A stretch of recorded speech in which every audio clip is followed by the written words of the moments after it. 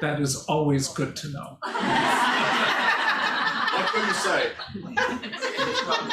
That's what our brain tells us too. If the pandemic has not been disruptive, then indeed you are a severe, severe introvert. And the reality is that for most people, the reality of trauma is something that we don't actually have to do a lot of definition on. And I do want to talk about trauma, but before we step into that category, I want to really put words to the issue of identity, the issue of who are you? Most what will be called psycholinguists say that there are a series of questions that most cultures have a certain degree of familiarity with. For example, one of the things that I have liked about living on Zoom is that your name is prominent, and therefore I don't have to remember it. And for some of us, the ability to remember names has always been a severe difficulty. I personally wish it were a federal that you had to wear a name tag, and that the name tag was not in a particular location on your body that was difficult to look at, so that we would always be aware of one another's names. But the problem, at least for us with regard to this pandemic, is one of the effects of trauma is fragmentation, which means that many of us are not able to remember sometimes our own name or our children's names, literally. There have been moments where I have looked at my wife. One of the reasons I married my wife, there are multiple reasons, but one is to have someone to blame for what I have lost. And I asked her the other day where she put my glasses. I knew she didn't, but nonetheless, it's much easier to put that responsibility on her.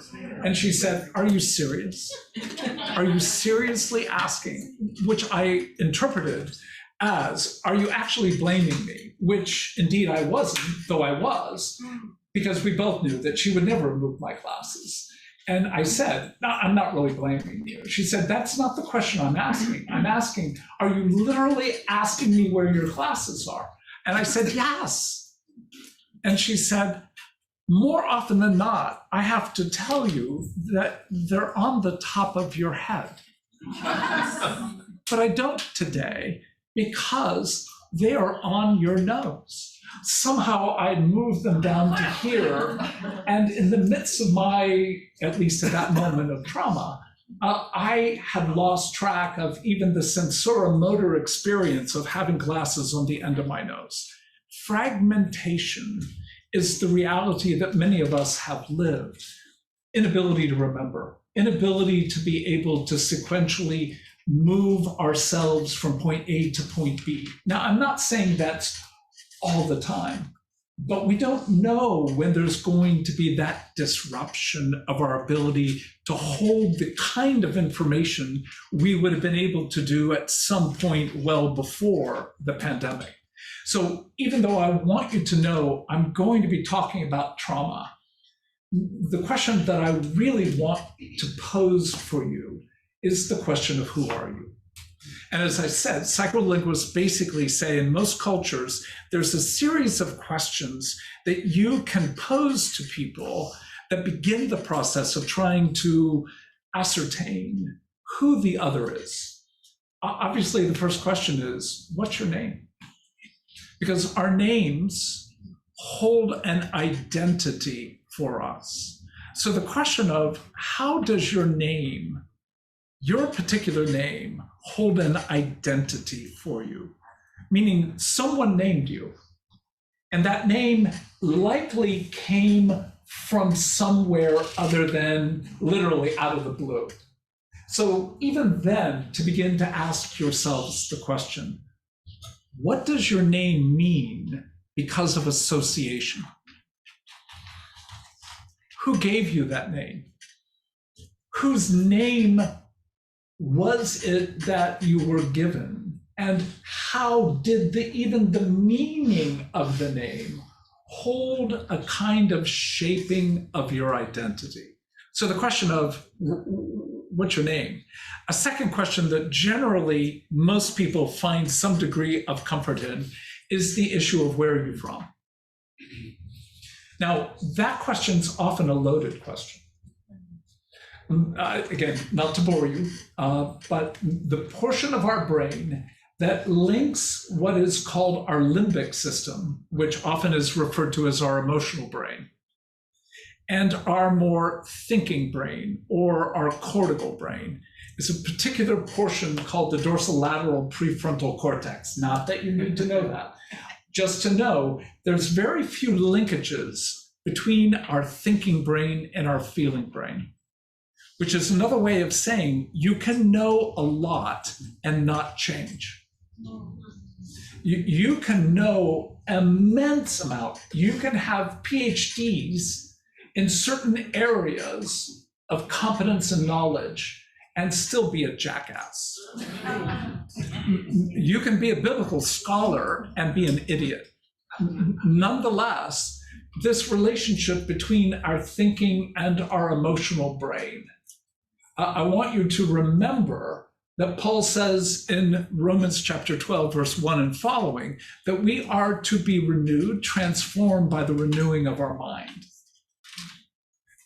More often than not, since the Enlightenment, and actually before, the renewing of the mind has meant get more knowledge, get more understanding of the Bible.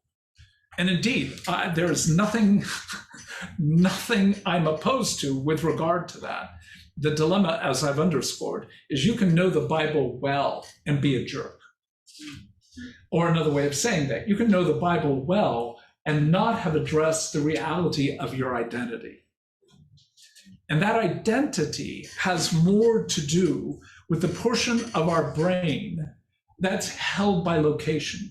Location is crucial. It's the part of our brain in between our thinking and our emotional realms. Your locale, your ability to say, where are you from? Do you remember the question that the angel of the Lord asked in Genesis 16 to the one fleeing from Abraham and Sarah? The question is, where are you from? Where are you going? And those questions asked of Hagar are questions that I hope you allow yourself to address literally, continually. Where are you from? And if the answer is only a particular locale, I'm from this part of Miami, I'm from this part of Florida, I am from this part of the continent, et cetera, certainly that's part, because we have a sense of who we are based on where we come from, literally just our locale of birth. But in the sense of what's being asked of Hagar, I think it's a whole lot more than where did you get birth? The question is, where are you from is a question of what has shaped you. What has brought you to be who you are? So that question of where are you from, where are you going, is directly linked. If you do not know where you are from, the implication seems fairly clear. Wherever you say you're going, it is uninformed. So you can know your future or plan it or desire it, but if you do not know your past, you cannot shape your future. So that simple premise, you cannot know your future. You cannot know your future self if you do not know your past self. So that question of locale is a crucial question, and it involves your family of origin. Do you know your family of origin? Do you know what your role was in your family? Do you have a sense of what your own neighborhood was like? Do you remember what it was like to be in your school, in your body? What if your body didn't develop as quickly as your peers? Do you know that person? What if your body developed far quicker than your peers? Do you know that self? Then if you throw in the issue of socioeconomic status, you could be in a particular school and be in the so-called upper end of that school based on the kind of clothing you wore, because your family had the resources to be able to buy certain pieces of clothing. So often our clothing is a means by which we not only say who we are, but we discover something about our identity. What kind of car do you drive? What kind of insignia does your car hold? And what does it mean that you drive that particular car? So the questions of identity are something that ought to keep you evolving. Your culture, your language. Are you monolingual, bilingual, trilingual? What we know, and again, I'm monolingual, which means no matter how intelligent I am far less intelligent as those who are bilingual. Because what happens in the brain as a result of being bilingual is something very different at more than just the issue of language. It actually shapes the capacity of your imagination to hold realms that are different than those of us who only know one language. So what I'm asking you to be aware of is you've got a lot to think through regarding your identity. And your identity has shaped how people have spoken to your face, have spoken your name. And so the question is, where did you end up being the brunt of other people's hatred?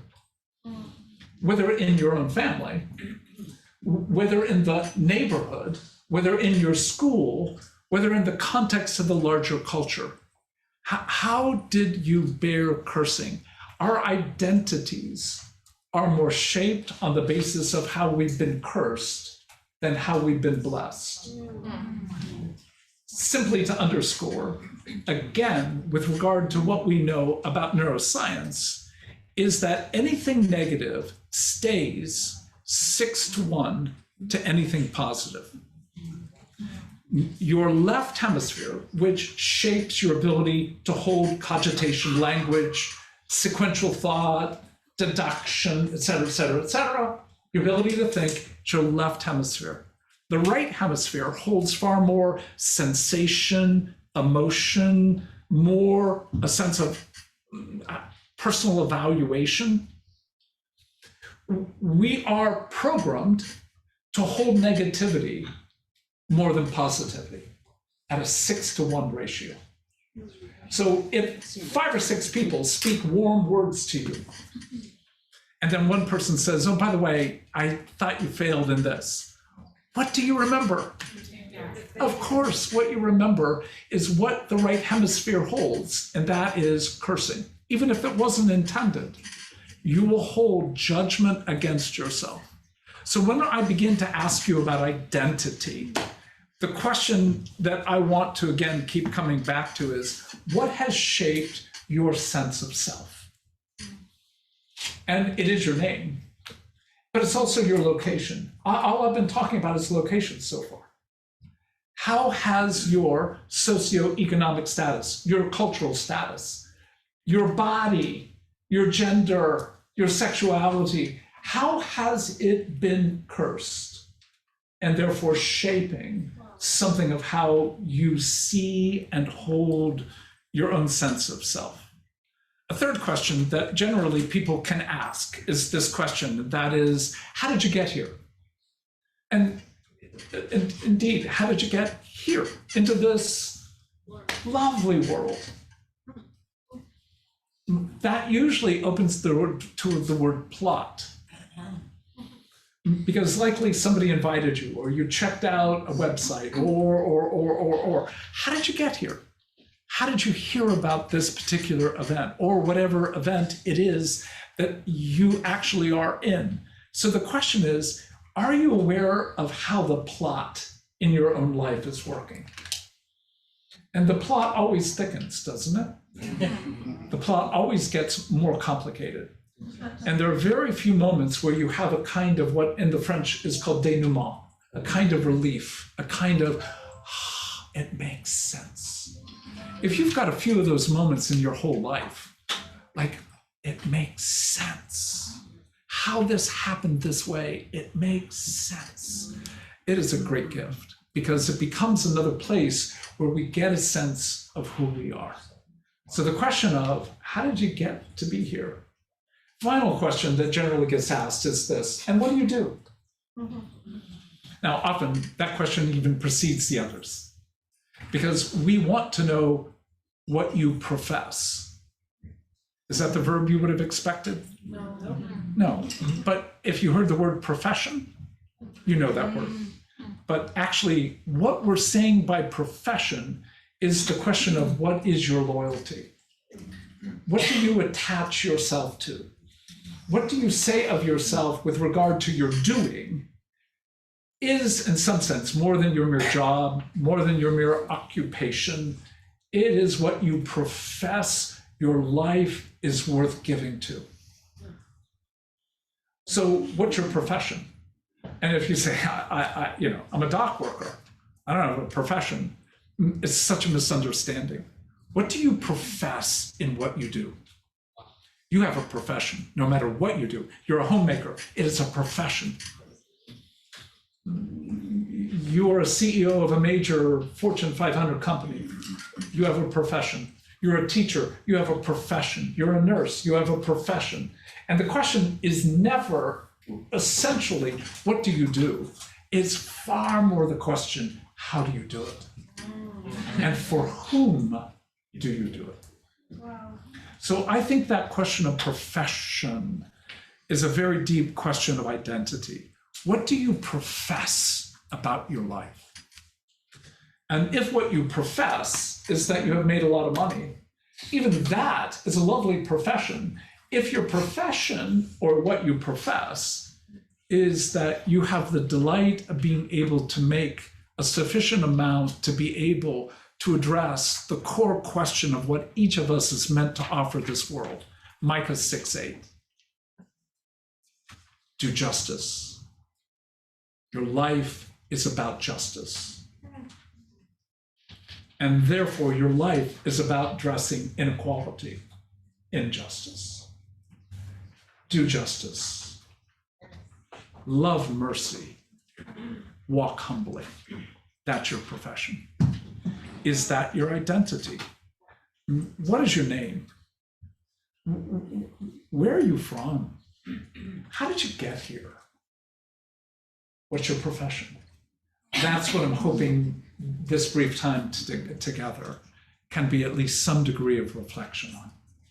What do you want to say your profession is? And if the answer is, I'm a dock worker, I'm a teacher, I'm a stay-at-home mom, that is what you do. How is it that it is your profession? What is it you are meant to profess? And I'll go back to Micah 6:8. You are to profess justice. You are to profess mercy.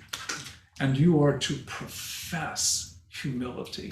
If that is what you're about, then our identities are linked into a larger sense of what the community of God is meant to be. Somewhat clear what I'm hoping to accomplish? Yeah, I don't understand the profess. What does that mean? Put it in simple terms. If I had the ability, which would show that I actually had intelligence, I would have done so. But I'll come back to this question. What do you see your name to be? And what I'm reflecting is Revelation 2, verse 17. If that's a passage you know, great. If not, let me read it to you. Revelation 2:17.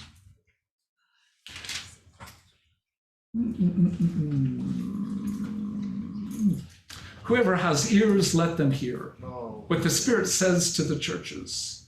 To the one who is victorious, I will give some of the hidden manna, and I will give the person a white stone with a new name written on it, known only to the one who receives it. Here's my core assumption. Let me see if I can state it simply. It is a very legitimate desire. You have a name, and you will have a new name.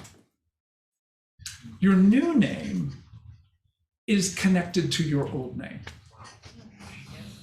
But you don't know your new name. But all of our life is meant to be a discovery of what our new name will be by learning how to read our old name.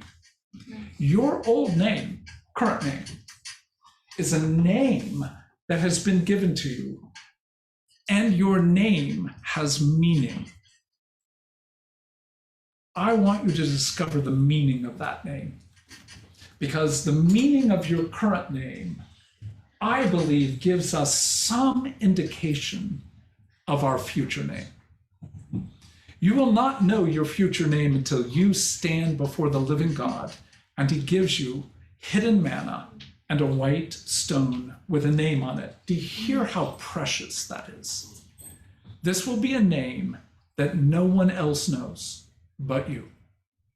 So for the billions of people that will inhabit the new heavens and earth, this will be a name that when you hear it on the wind, you will know you are being beckoned to be in face-to-face fellowship with the living God.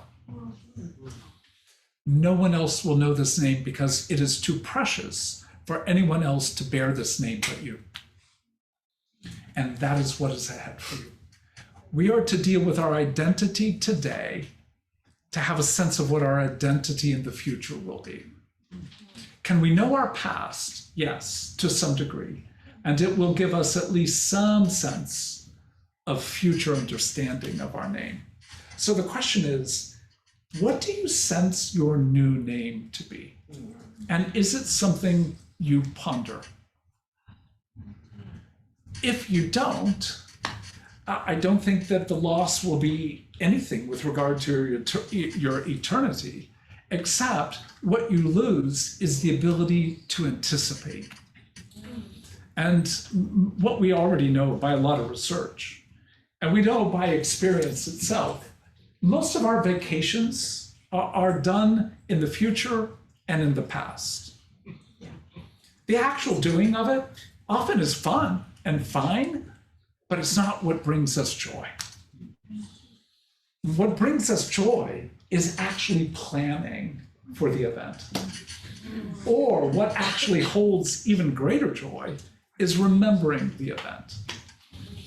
Doing it, I'm not saying is unpleasant, but it doesn't hold the same. So that's what I'm inviting you to do. Will you remember? Will you anticipate? And in doing that, what I want to claim is there will be an even greater sense of hope and freedom for your life. So let me spend a few moments on that. What is involved in remembering? And what is involved in anticipation? Well, to remember is to ask the question, what do you know of your identity today? And if you say, well, I'm a son of God, I'm a daughter of God, I'm a child of God, that's my identity. I'm a follower of Jesus. My response is, that's fantastic, of course, but that's true for everyone who claims Jesus as their Lord and Savior. So you've really not told me much about your identity, other than, I'm from this continent. It's great, good to know, but it doesn't have the power of particularity. Who are you? You will one day be given a name of such particularity that nobody else will ever have that name, ever. Well, why would we not believe that we bear that kind of particularity today? So when I ask the question, who are you? And I open the door to that question of, where are you from? What do you profess? Now we have to begin to say a very simple sentence. Your stories of trauma shape your identity. Your stories of trauma shape your identity. I have a question. Please.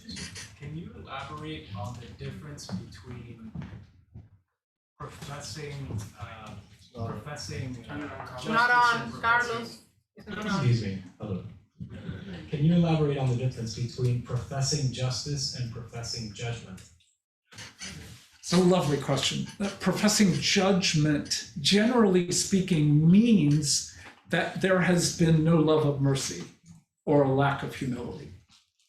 So justice without mercy always ends up becoming an advocacy that perpetuates the very harm you're against. So I'm always leery of advocates. Could you say that again, please?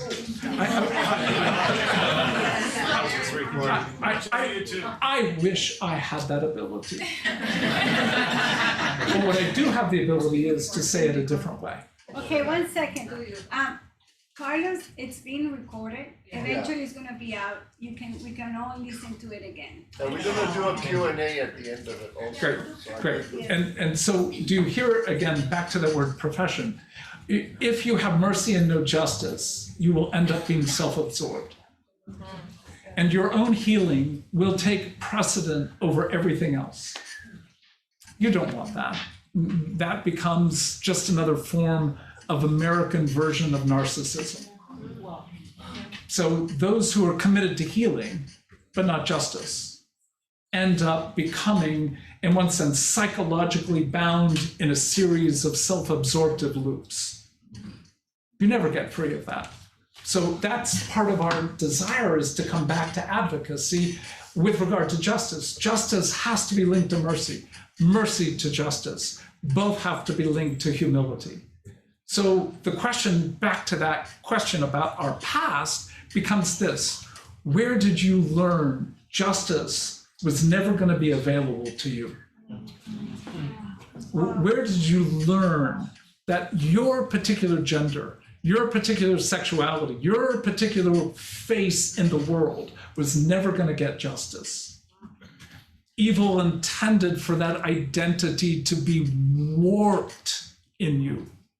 Same in terms of mercy will never be available. You will always be judged. There will always be pressure to perform, and a failure to perform well means you will never know intimacy and love. Where did that happen within your world? And if it didn't happen in your family of origin, I can practically assure you it happened within your school system and within the larger world as you matriculated through into jobs, into marriages, into friendships, into churches. What world holds justice and mercy well together? None that I know, including the worlds I've been part of creating. And in the same way, how do you hold that with humility, meaning that you know that whatever sense of justice that needs to be, you need the humility of the presence of others in order to indeed grow in your own sense of identity.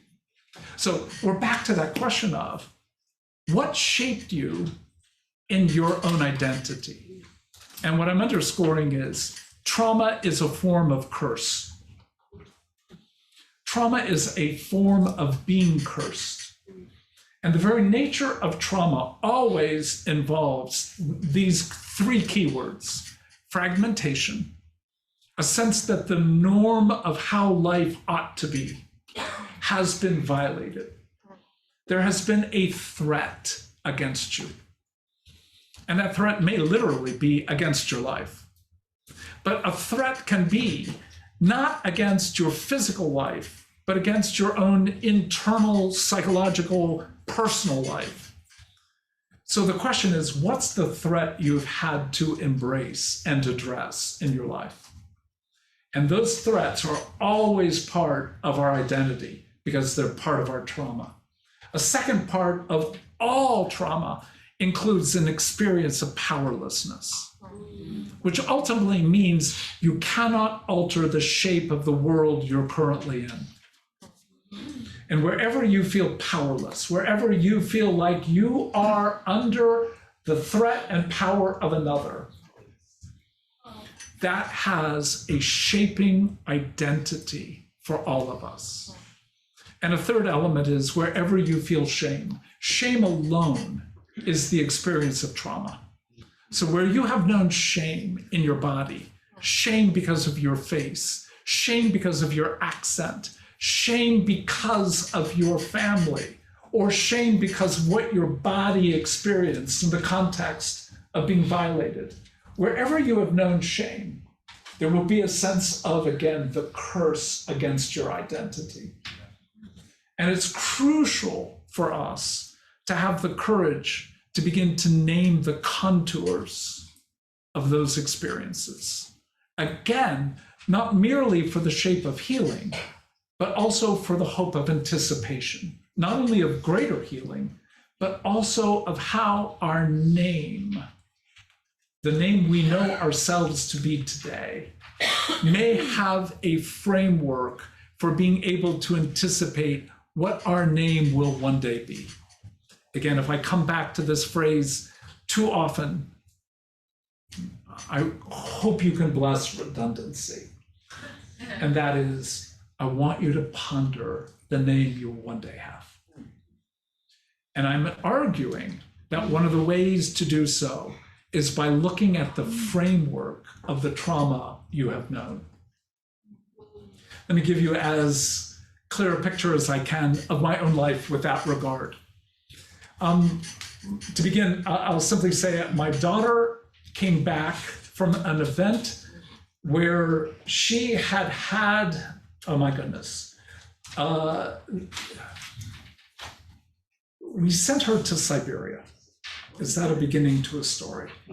We sent our daughter to Siberia, and there were reasons for that. She had got caught with alcohol in her car as a junior in high school. And in our particular community, to do that on school grounds meant a severe penalty.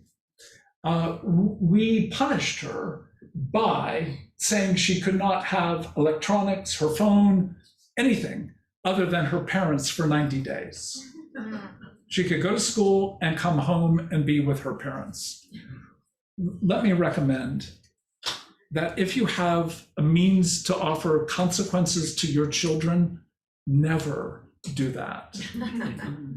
For the simple reason is her punishment, as severe as it was for her, was far worse for us.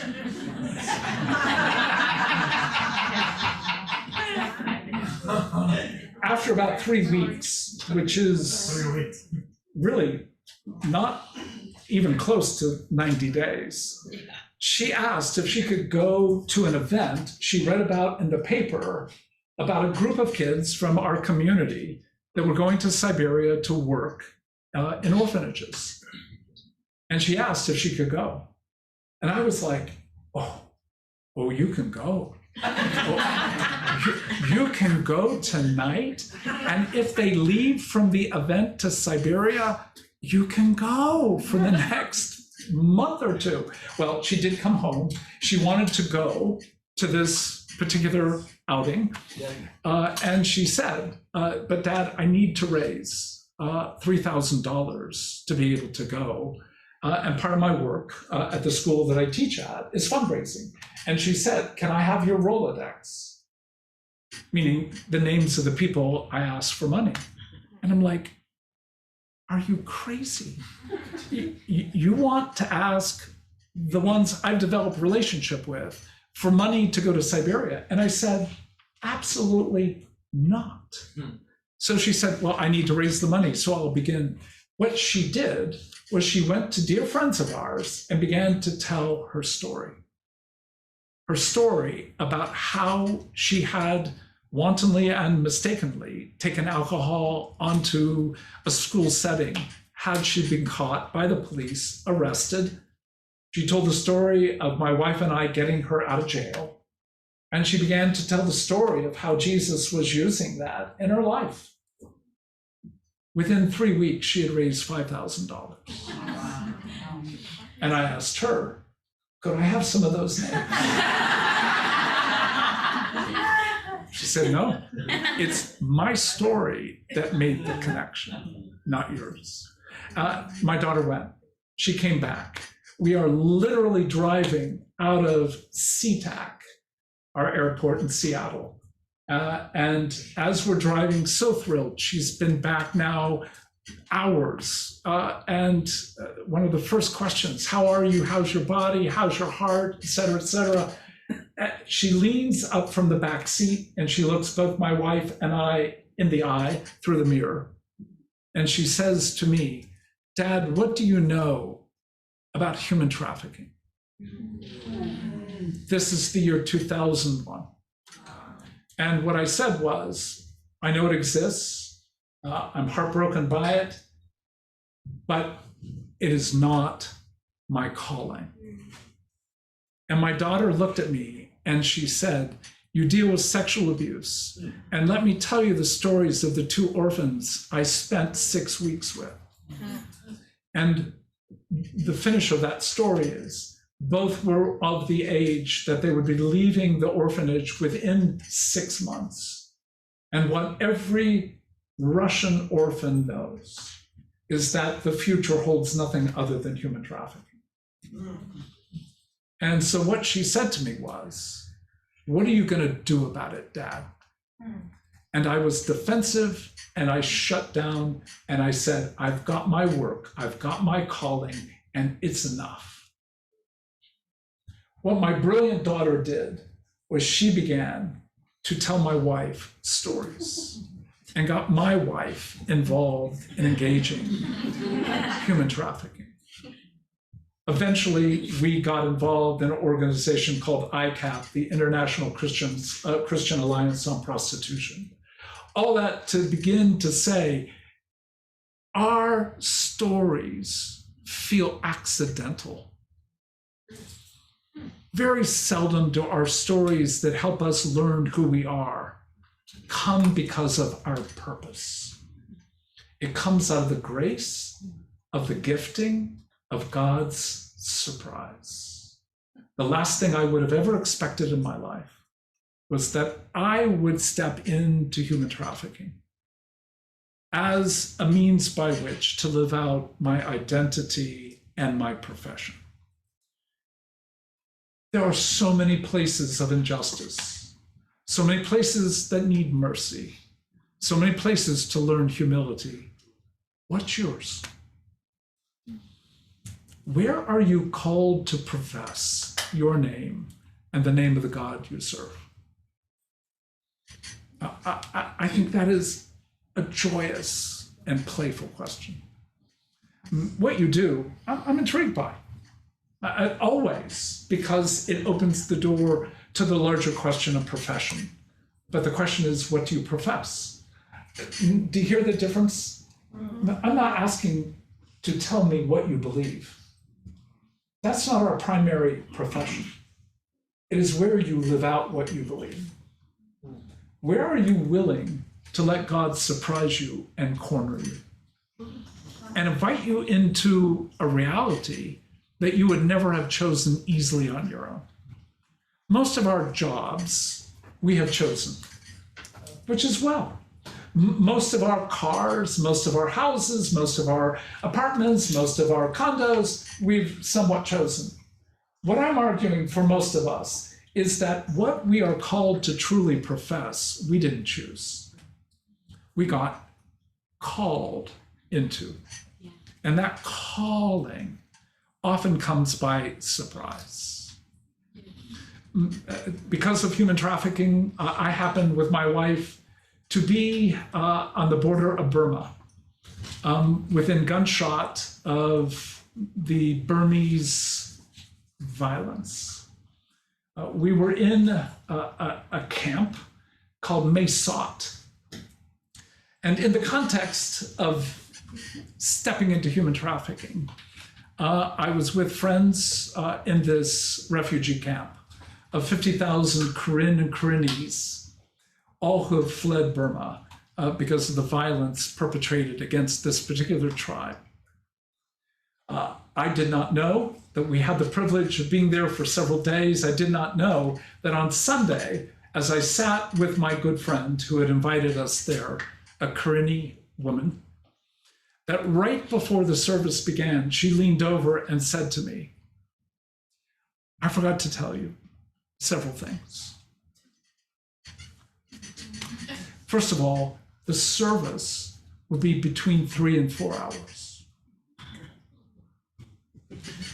I've been in Africa where 3 or 4 hours is a very common worship context. The American 1-hour service would be viewed as an offense. And she said, oh, and I also forgot to tell you, you'll be preaching.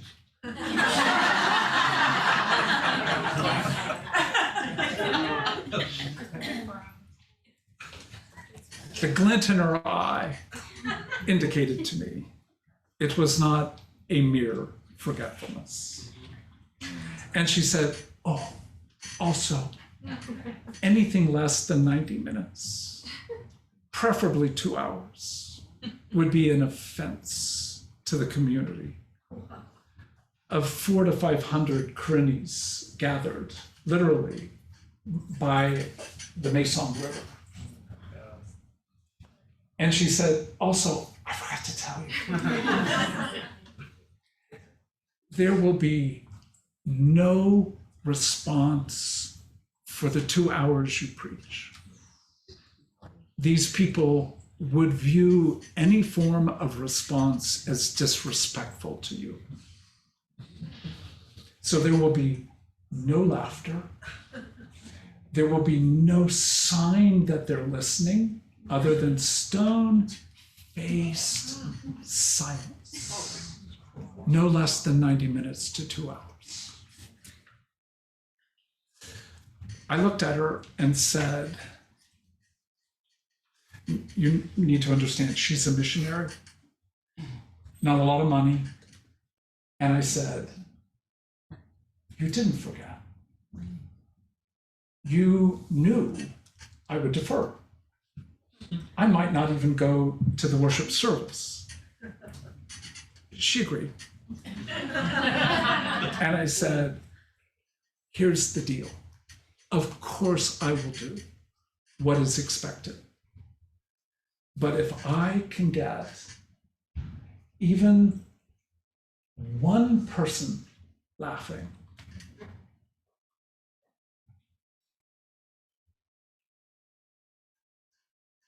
$50 bet.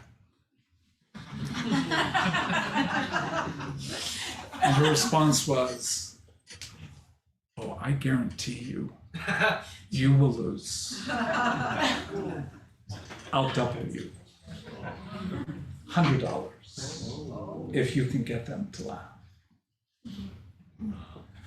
Again, there should be larger purposes for preaching the word of God.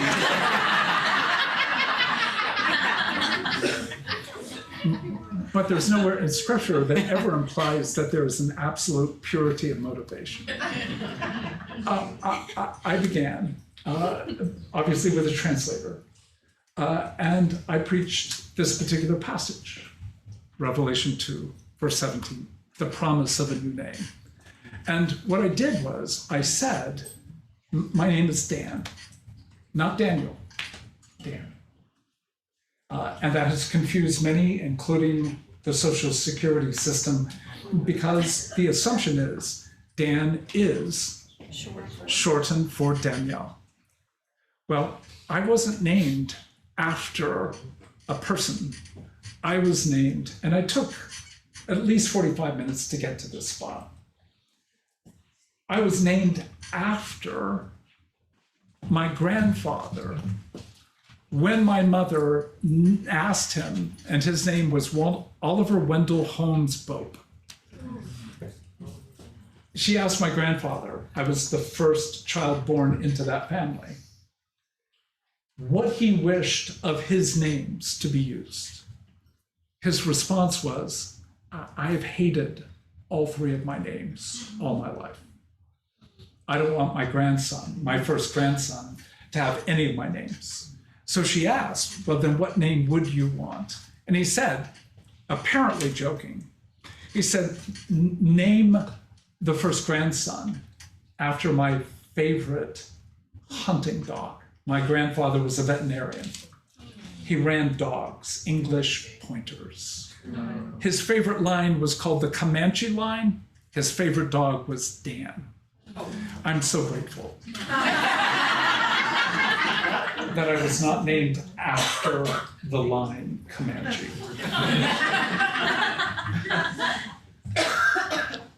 You must understand, in that Asian Karenni culture, nothing is lower than a dog.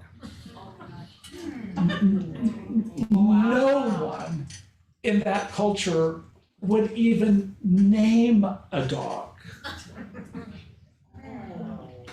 So to actually name a child after a dog was so deeply disruptive to this people. They were aghast. That alone was enough to be able to get the response to them.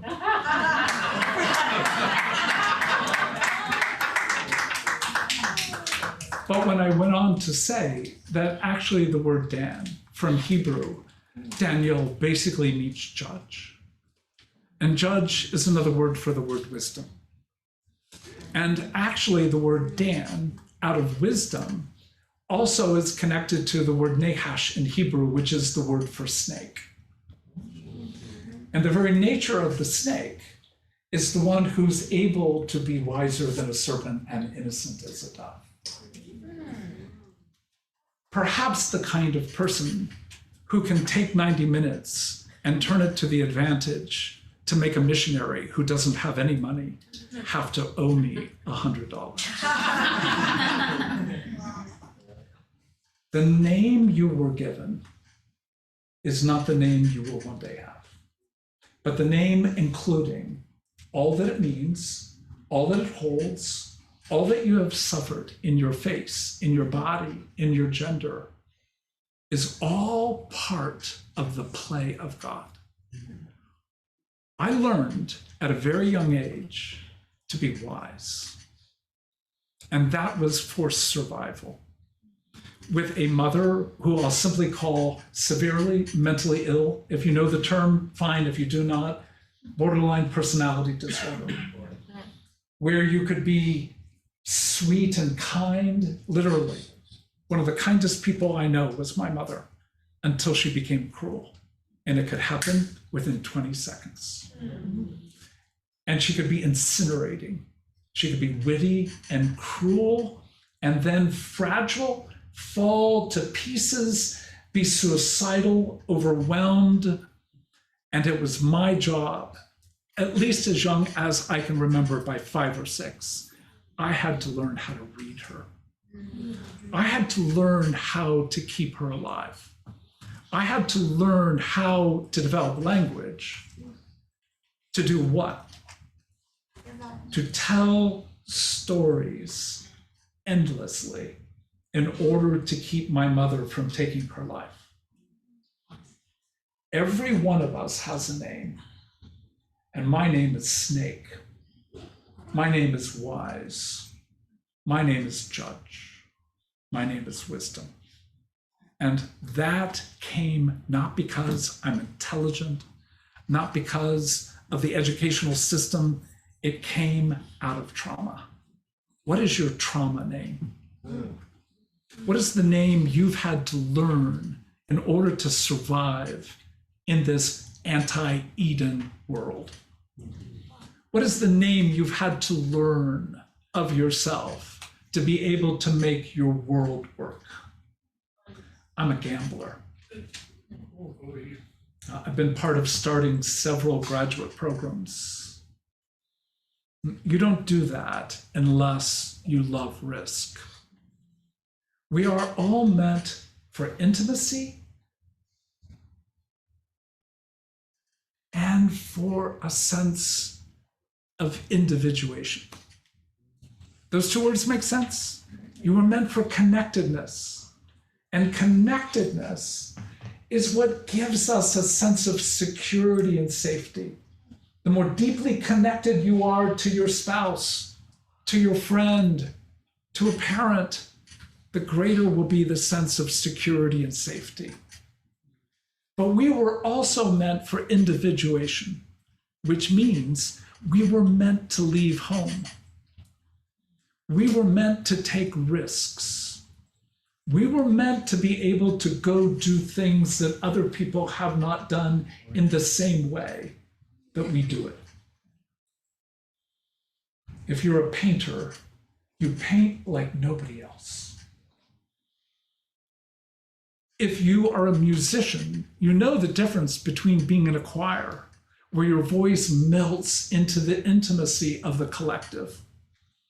But you also know, if you're a gifted singer, what it means to be solo on the stage. Nobody else there. If you play team sports, you know the difference between being on the court as a tennis player where every mistake is yours and nobody else. All I'm saying is our identity is linked to our experiences of intimacy and individuation. And some of us, because of our trauma narrative, so deeply, deeply fear individuation that we seek an intimacy that often becomes absorptive and demanding. Many of us, on the other hand, have known a kind of harm within our own families where intimacy is terrifying, where connection means you're going to be eaten and absorbed and used and violated. And therefore, we're far more committed to individuation. Do you see, we are meant to hold both together, intimacy and individuation. Another way of saying that is, we are meant to be ourselves in relationship with others. But to be yourself often means being excluded from others. The more you are who you are meant to be, the more you become who you're meant to be. Let me tell you part of the heartache that will happen. The more beautiful you become as you become who you're meant to be, the more the world around you will envy you. And envy is a lustful taking of your beauty, stealing it in order to then not have to become who you're meant to be. If we can steal the glory of another, we don't have to discover our own. And so the bottom line is this: if you really want to be who you are, you're going to pay a price for it. And the price will always be that the world around you, including sometimes your marriage, sometimes your children, sometimes your closest friendships, sometimes your church, will be looking for you to return, to conform to the societal structures of who we tell you you're meant to be. So ultimately, most of us have essentially this choice. Will we let the God of the universe come to name who we are? Or will we let the names that are ours come from others and only from others? If that's the case, then you will not know the name. You will not be anticipating the name that will one day be yours. Why? Because it's too hard to address that question. To address the question, you've got to have a sense of your own brokenness. Why would I be a gambler? Why would I take the risks that I have taken through much of my life? Because the more risky behavior, the less control my mother had over me. My mother needed me for her life. And the more I got caught by the police, the more I got into trouble, the more schools I got thrown out of, the less my mother could depend on me to be the one who fed her very empty soul. Our brokenness is the framework of God's beauty. Can you honor and name your brokenness? Can you name the trauma you've had to endure and know that it has brought you and others harm and therefore heartache? And yet it's also the framework for where it is that God desires to grow a stunning beauty that can only come out of the wretched heartache that we each have known in our own way. So as I come to an end, let me simply say these two words. You either get to curse your name or you get to bless it. And what I'm inviting you to is, can you name the brokenness, grieve it and honor it, and allow it to be blessed? Never blessing the sin that brought you harm. Never blessing the sexual abuse that brought you heartache. Never. But nonetheless, blessing that in the harm, something of your heart's shape for intimacy and individuation came to be in the way that it is. When I wrote The Wounded Heart, my publisher basically said, we think it will be better for you to self-publish because no one will buy a book on sexual abuse. If we publish it, which we're not sure we will, if we were to publish it, we will ask bookstores to sell it in brown envelopes so no one can bear the shame of actually purchasing a book on sexual abuse. This was in 1986, when abuse was never addressed, at least within so-called believing Christian circles. I am so grateful for the privileges I've had to address my own story, my own past abuse, to be part of naming that on behalf of others. But where did it come from? From a boy that needed to create chaos, that needed to stand against structures that indeed defined who I was. I needed to cause trouble in order to escape the demands of my mom. What was deeply broken in my life, God has, out of the grace of his mercy, allowed my heart to bring beauty to many. But do you hear? That is no different than you. Your courage arises out of something in you that says, hell no. Hell no. There's something on this earth with regard to injustice, something on this earth with regard to a failure of mercy, something on this earth with regard to arrogance, that I, because of who I am, I get to say, hell no. Not on my watch, not in my day, will this keep going on as it has. And that hell no is something of what your name will one day be. Because you can't say hell no without having something in your own heart that says heaven yes. What is it on this earth that you want to bring beauty to? And you need to understand that could be the way you make chocolate chip cookies. If you're thinking in grand terms like a book, if you're thinking in grand terms like a ministry, those are great categories. But it also has to do with how you plant a garden. Also how you tend to your neighbor next door, who frankly irritates almost the hell out of you. What's your heaven yes?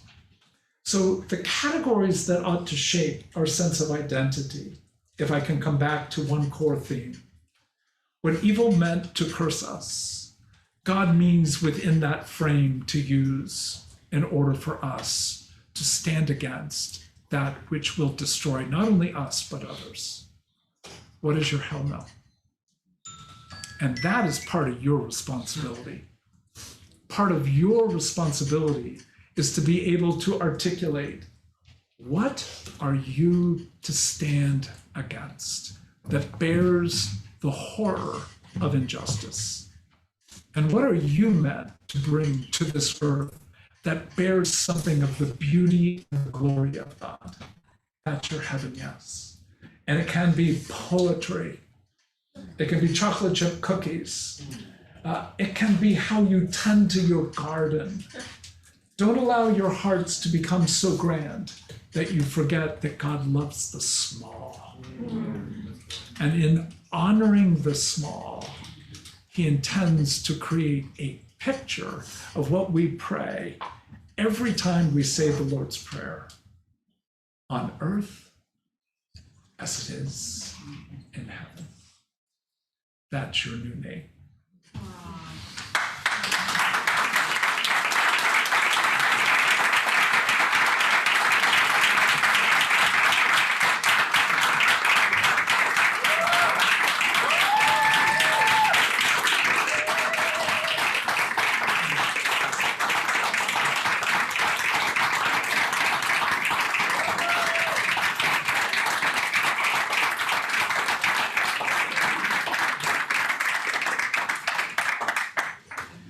Way better than Zoom. So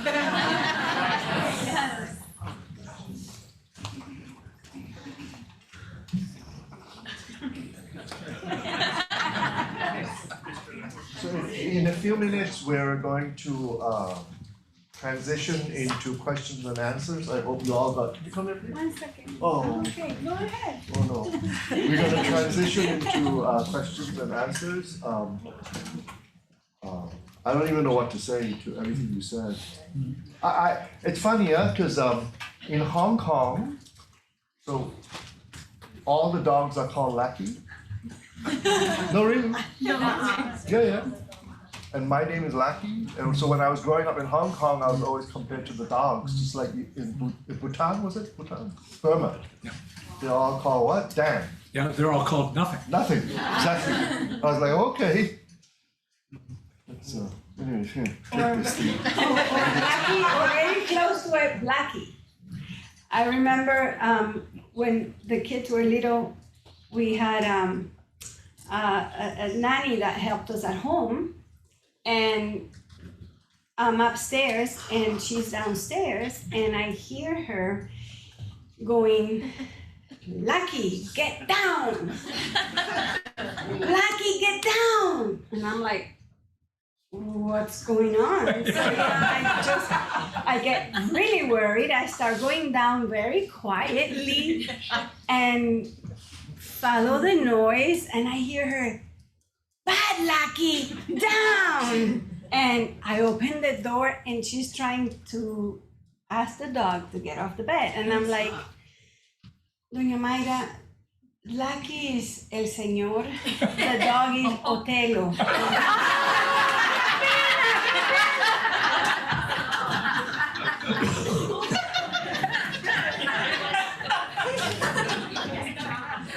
So I was like, "Whew, thank God it was the dog."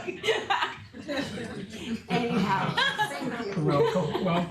And Hope4Life is the surprise we never, ever wanted. Or expected. or expected. But I just want to welcome not only you here today, your team that came with you. Welcome. But I also want to welcome all the new faces. There's many new people here today. All faces that we haven't seen in a while. And the regulars that we see daily. We want to welcome you to this special event today. And it's so wonderful to see nearly every seat full and filled. Many times life makes these events happen because by standards of ministry or churches, really, we're not a big place. And a lot of people wonder and ask us and says, "How do you get this person to come?" And we often truly say, "We don't know. I just know it's very special and it's wonderful." And I always tell people, come, take advantage, learn. We need to learn. And when then events like this happen and I see many empty chairs, it breaks my heart because everyone wants the answer. And I said earlier, I heard you and I met you many, many years ago. Our counselor invited us. We were beginning therapy.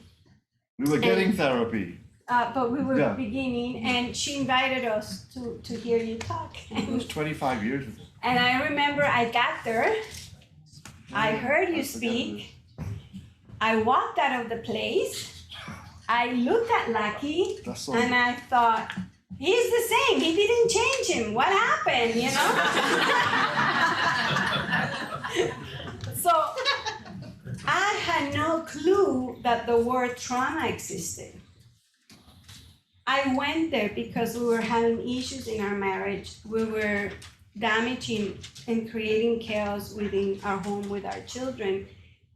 I wanted solutions. But I wanted that magic pill. I wanted a speaker to come, In this speak, case, you. and I walked out and magic happened. I had no idea that I had to walk it out. And that it was a long journey. And I had so much to learn and undo, that it was not only him, that it was me, that he brought his trauma and my trauma. So that led us into a journey of discovering.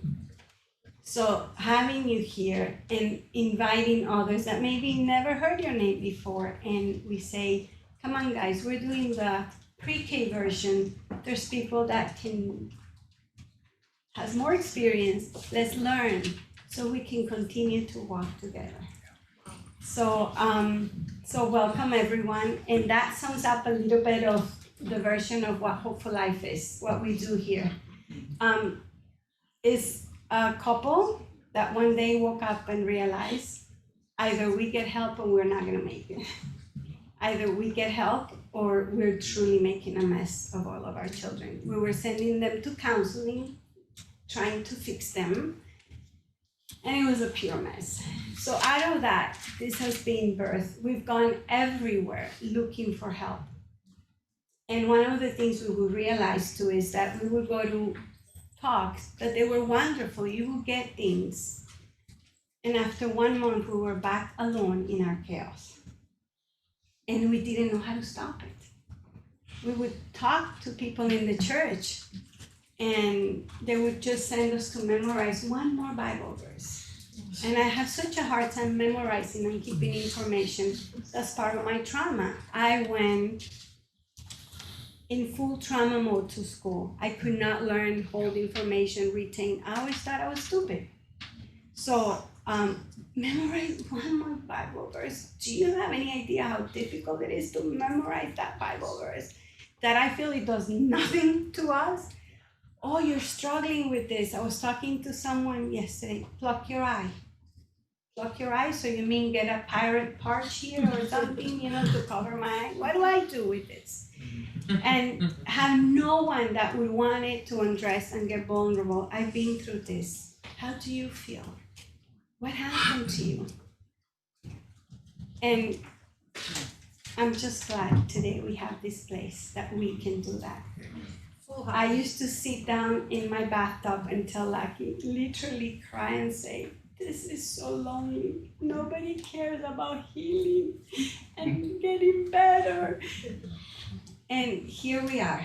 So I'm just so proud that you guys are here. Give yourself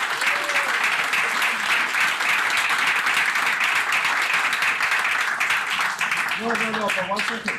Give yourselves a hand for wanting to get well. well. This takes courage.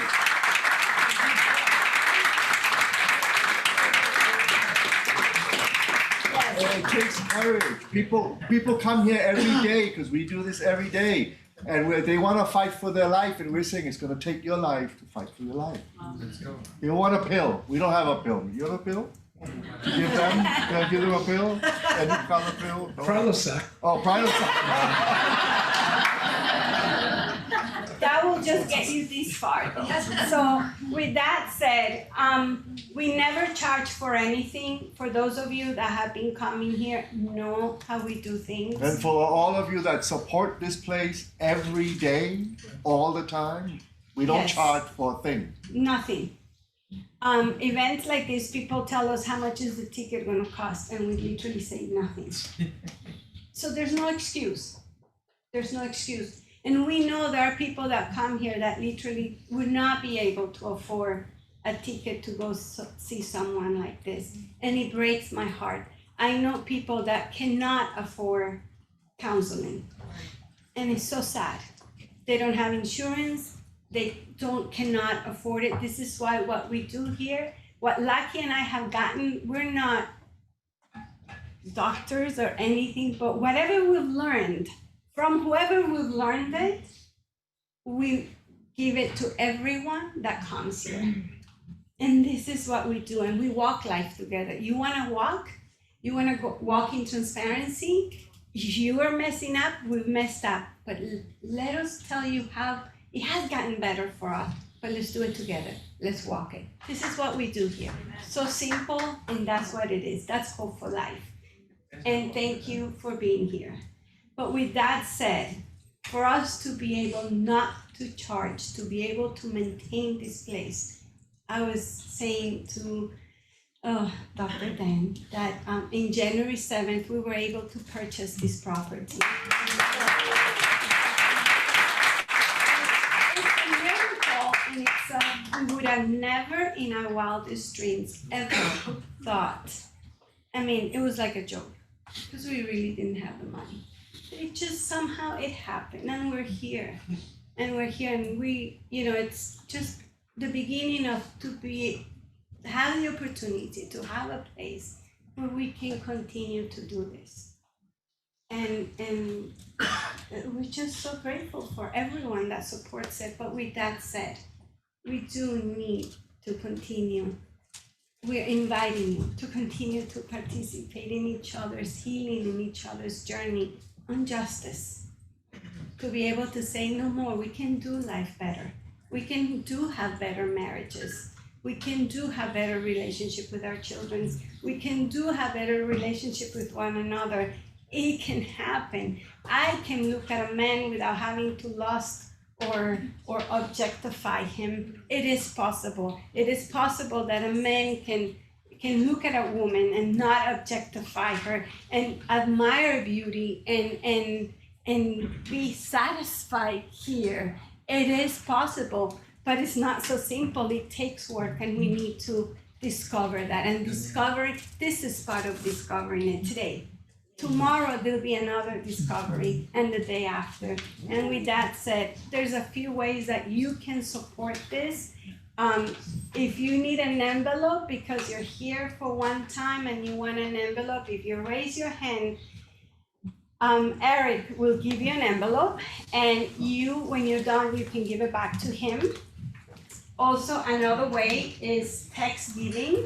You text that amount. I'm not techie, but it seems to work because we get it in the bank, so I don't know.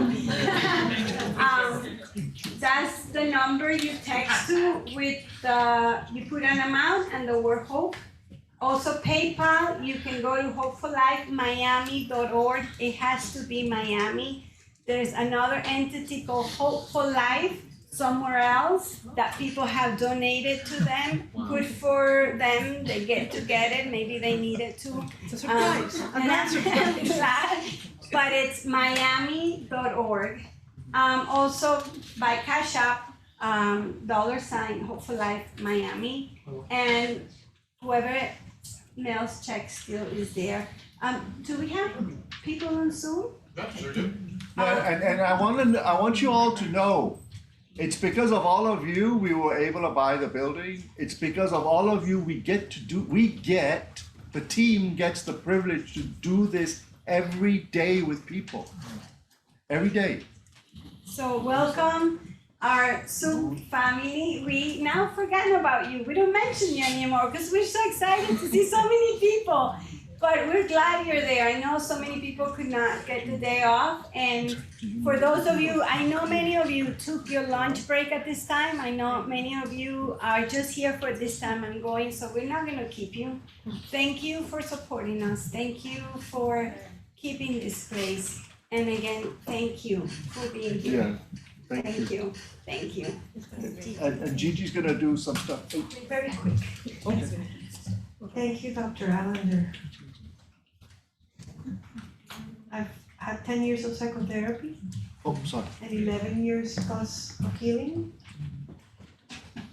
And I've had new questions this week. And today I got a glimpse of new answers. And I just want to thank you from the bottom of my soul and my heart. Because there's so much more to discover, and you give me hope again. So thank you. Thank you very much.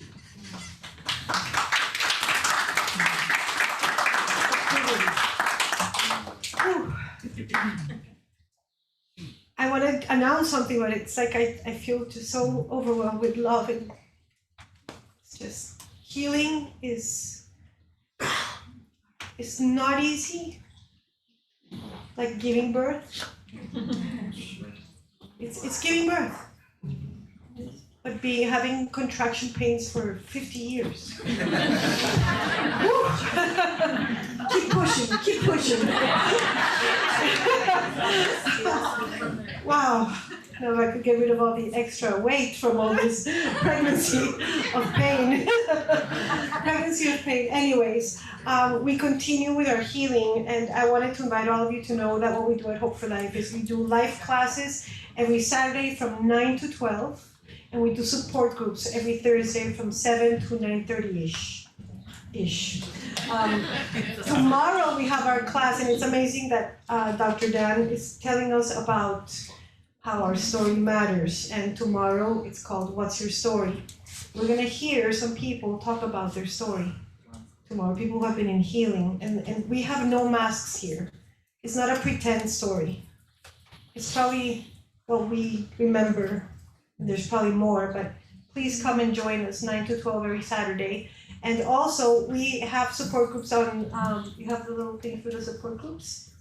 Okay, that's for Restore Your True Identity. That's what happens every Saturday. And we didn't even discuss, No. this is a new slide, we didn't know what you were gonna talk about, and it's exactly what you're talking about, it's amazing. I just sent this to Lucky and Giovanni like 2 days ago, like, what do you guys think about this?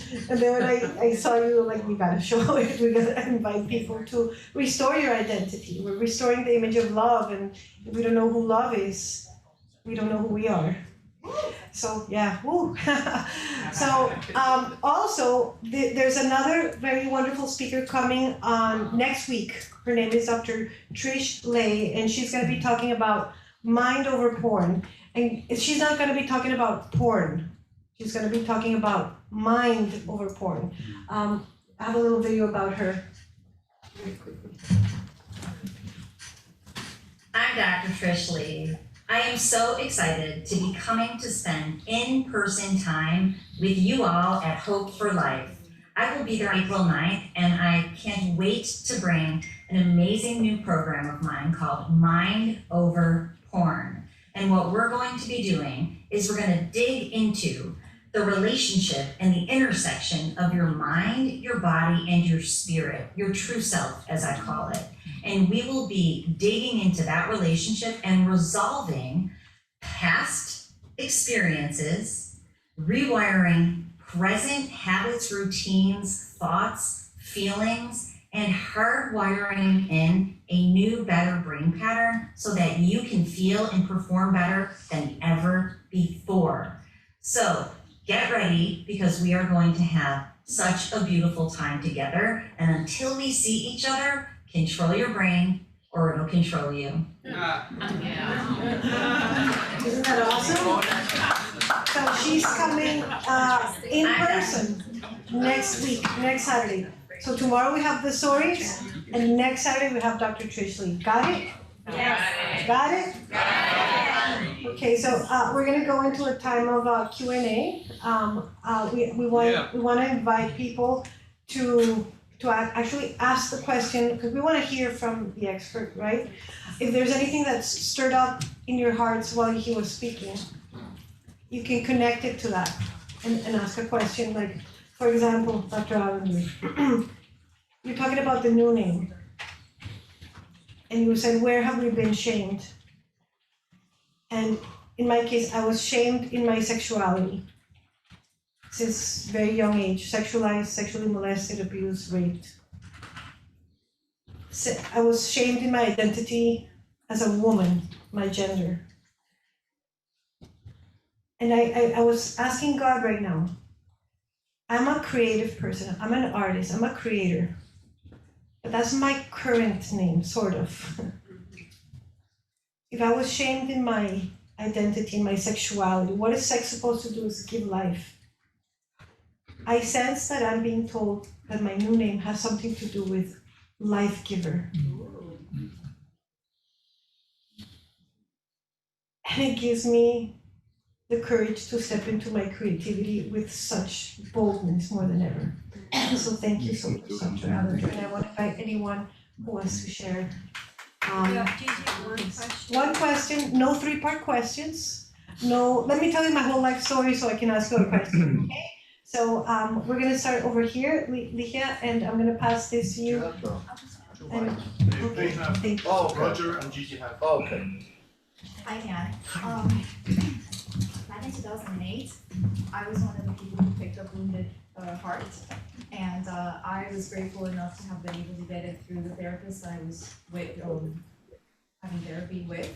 So I did for it, and I kind of hid it and read it quietly because I didn't want anybody to. No, it's really difficult. So I understand. I'm very grateful. And it helps to publish it. And I am very grateful. I am so grateful because for me, wow, the trauma that I went through, maybe Have they asked you? in my heart, I trusted nobody. But the book allowed me, in quietness and isolated, to connect, to have a place where I can dialogue. So even though I was working with therapists, the book opened me up to be able to share and realize I wasn't alone. So thank you so much for writing this book. In a way, I know you don't know me, but in a way I feel like you helped me through that, you walked with me. So you're very dear to me, and I love you, and you're very special. I hope that if you have a few minutes afterwards, Oh, you could use some therapy. I read this one too. I also want to say that my greatest takeaway, and I hope that you would be kind enough to share it, is your view of justice. I'll leave you that. A dear friend of mine who works with us at the Allender Center has defined, her name is Linda Royster, an African-American woman, and she and our co-host Rachel attempted to do a little bit of what you're asking in one of our podcasts. So the Allender Center has a podcast. I'd invite you to look under the name Linda Royster. But one of the ways she defines justice is a commitment for shalom for the collective. Wherever there is the use and violation of others to create our own goodness is a failure of justice.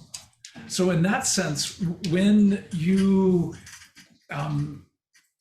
cheat a worker of their wages, which comes up in almost 6 out of 12 prophets, prophetic books in the Old Testament.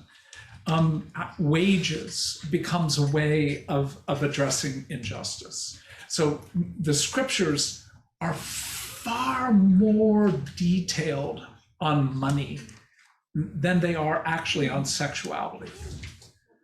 Again, not saying sexuality is unimportant, but how we deal economically in a world where, for example, oftentimes people of color have been used for centuries to, in one sense, be utilized as a financial base for the profit of others.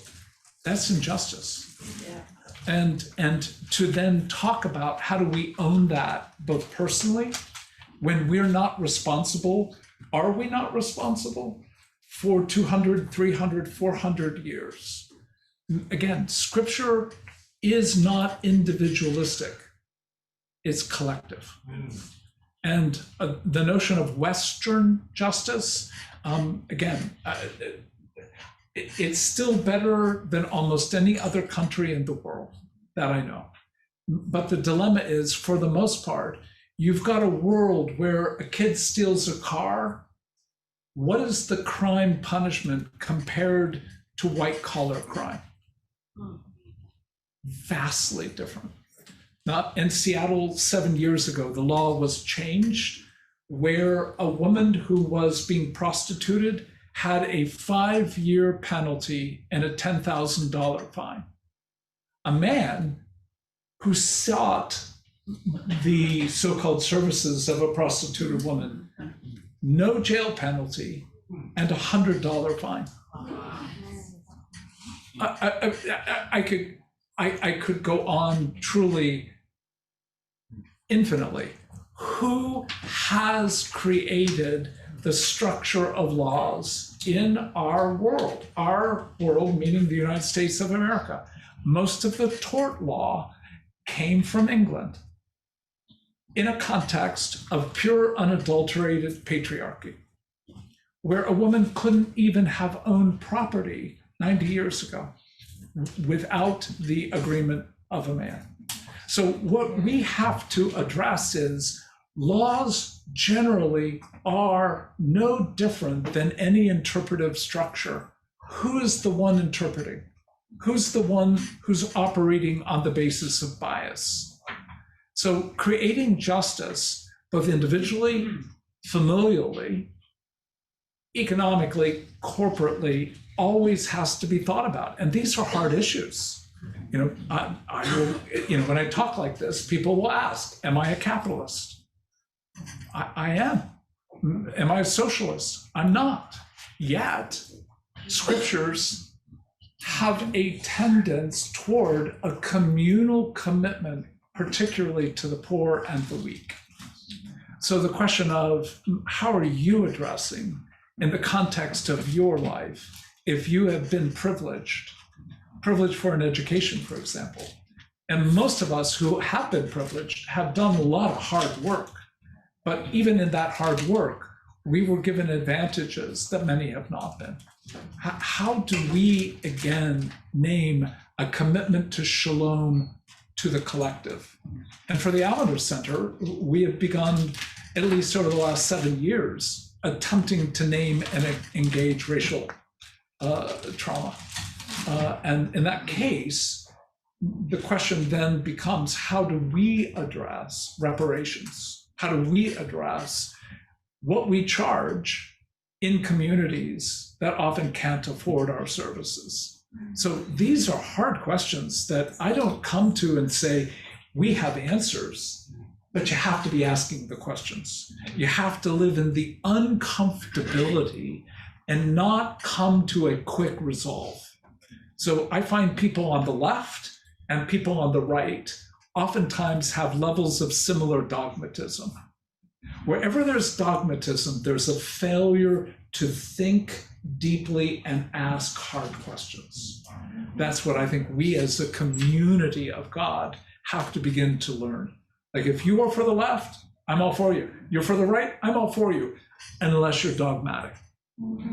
If you know without question what needs to be done, you scare me, because this is something that has to be done in conversation with circles that have expanding presence of different viewpoints. We don't do well with different viewpoints.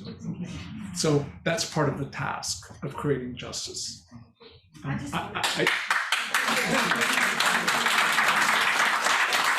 I can't point to anybody because somebody has the mic. So Don't worry, it's okay. It will get here. Who has the mic?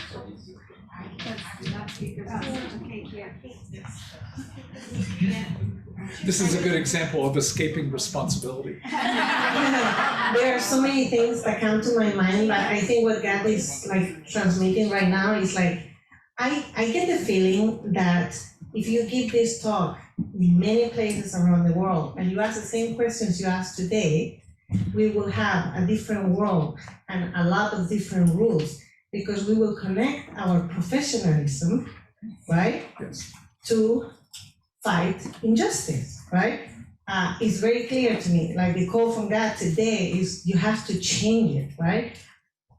My question for you, because we have to do a question and we cannot say about our life, right? And I am aware because I have a husband who reminds me that all the time, is my question for you is to reflect on the conformism. In Spanish, it's a conformity, right? I don't know if in English it's conformism. In my opinion, the answer to that reflection is we are in a world where people who try to change the rules, that would be a little bit me. I have a lot of meetings with people in associations because I want to change the way things work.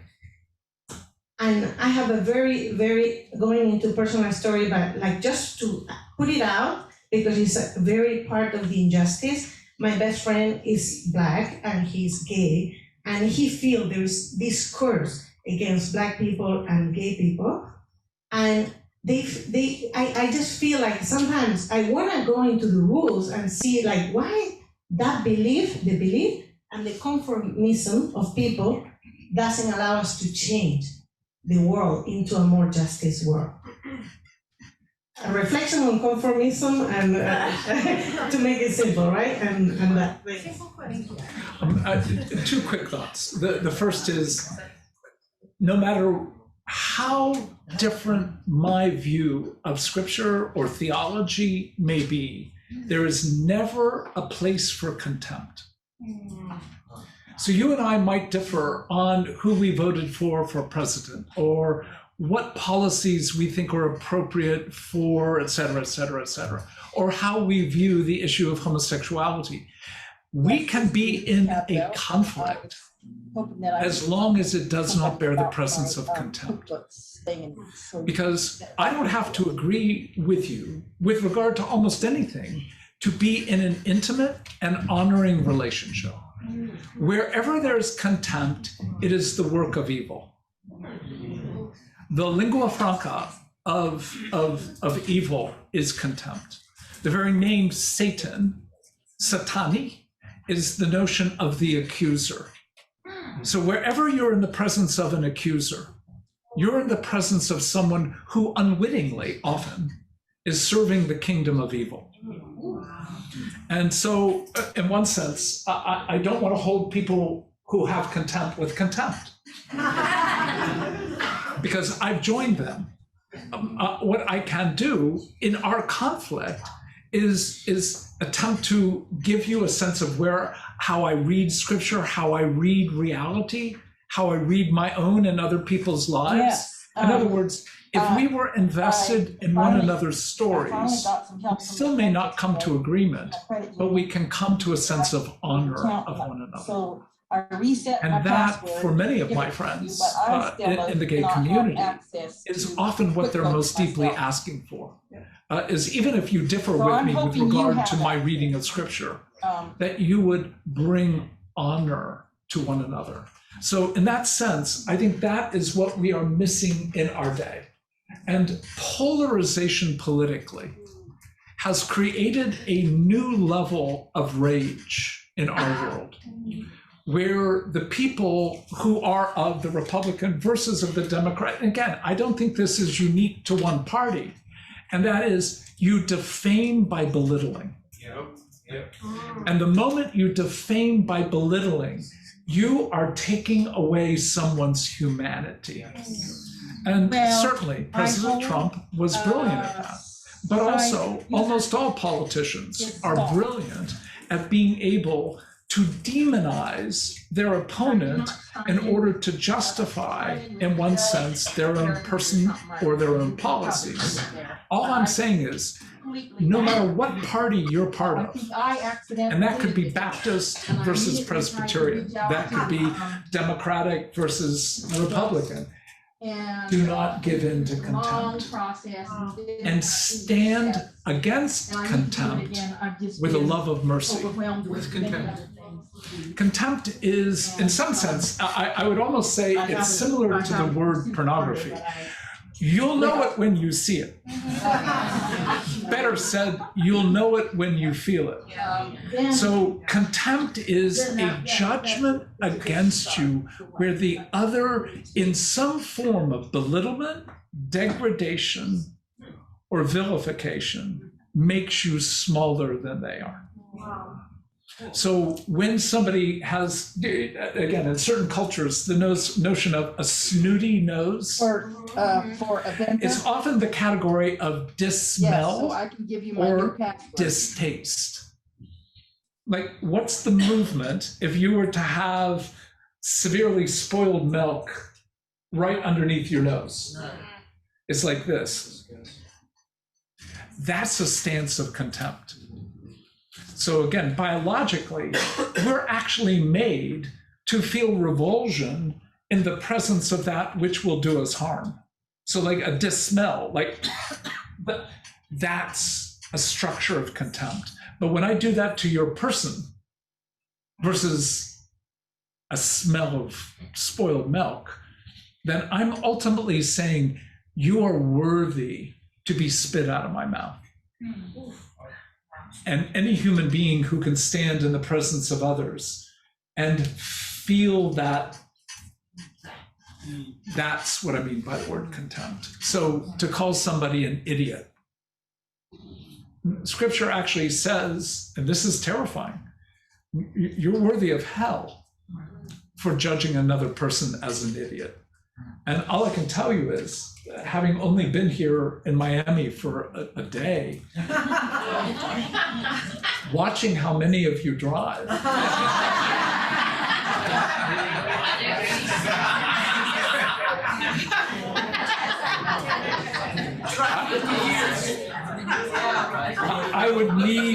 I would be needing to care for my own soul as to how I named the experience of being in a car. So do you hear that that's the framework of being able to say, we can differ so deeply as long as there's curiosity and care. In marriages, in friendships, in churches, we can differ as long as there's curiosity. Who are you?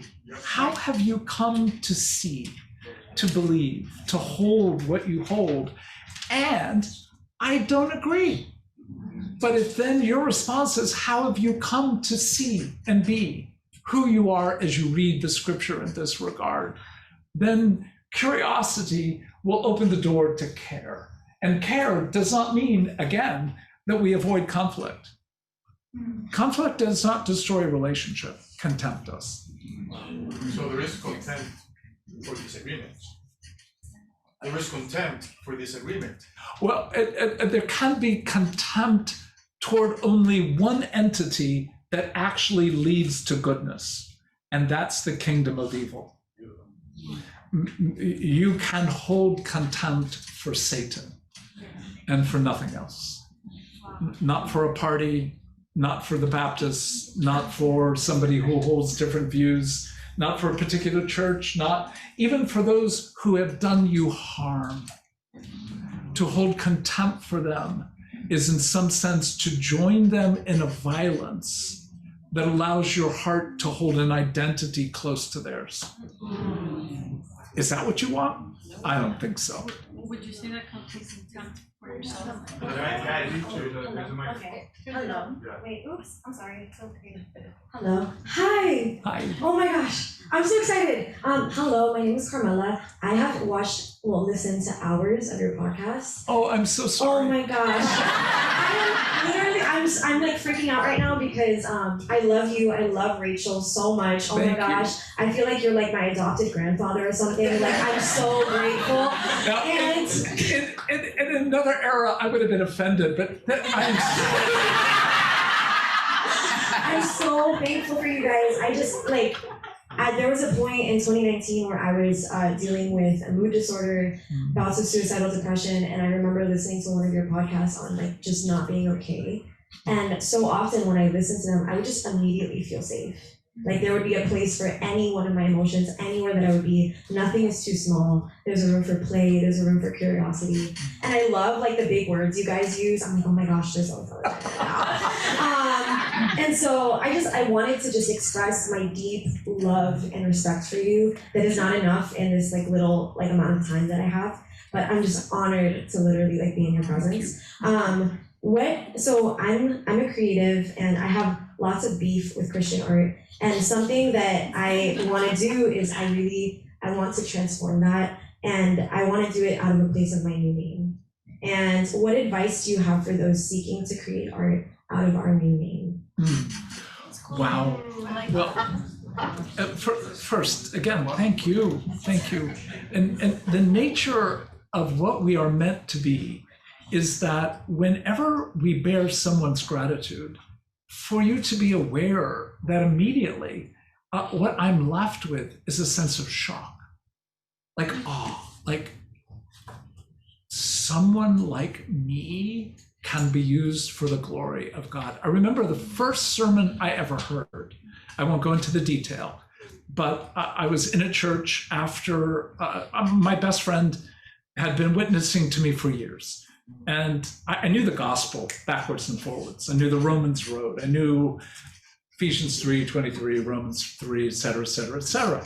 But I thought it was wonderful for him. But for me, it was just, I didn't think I was that stupid.